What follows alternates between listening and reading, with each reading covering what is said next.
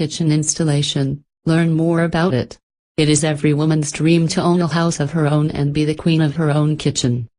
That's why when it comes to building houses, particularly kitchens, women are very involved in the preparations. They wanted to take part in the conceptualization and the development of their own homes, particularly the kitchen area. No wonder that if you visit any of your friends' houses, the first thing that you will notice is the kitchen area, a homey and welcoming atmosphere that will make you feel exactly like you're at home.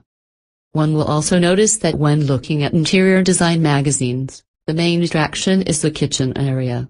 With a personal touch, a kitchen can be a refuge of sorts. For quiet and serious talks to the most cheerful ones.